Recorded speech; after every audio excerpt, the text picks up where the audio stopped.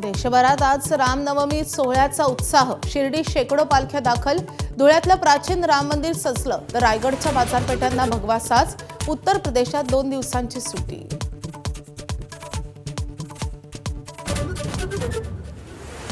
भोंदूबाबा अशोक खरात विरोधात नाशिकच्या सरकारवाडा पोलिसात 8वा गुन्हा दाखल।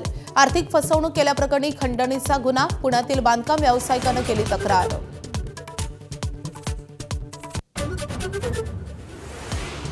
मुंढवा जमीन व्यवहार प्रकरणी खारगे समितीचा अहवाल विधिमंडळात सादर। पार्थ पवारांवर कारवाईचा थेट उल्लेख नाही। तेजवानी, दिग्विजय पाटील, तारू आणि येवलेंवर कारवाईची शिफारस।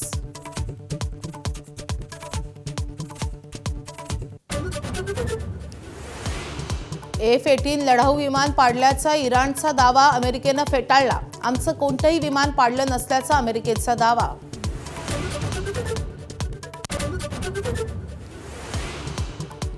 अजित पवार यांच्या अपघातामागे घातपात असेल तर आकाश पाताळ एक करून शोधून काढू।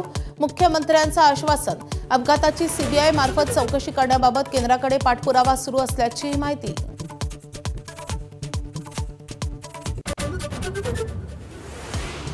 शस्त्रसंधीसाठी अमेरिकेचा इराणला 15 तर इराणचा 6 अटींचा फॉर्म्युला। इराणनं उडवली डोनाल्ड ट्रम्प यांच्या दाव्यांची खिल्ली। तर इराण विरोधात युद्ध सुरूच ठेवा, सौदी अरेबियाचा ट्रम्प यांना आग्रह।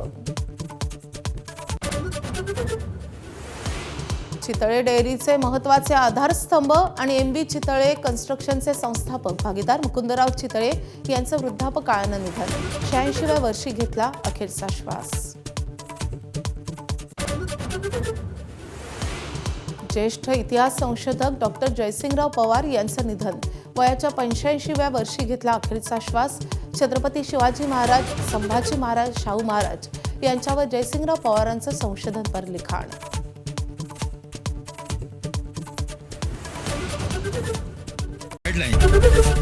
एबीपी माझा, उघडा डोळे बघा नीट।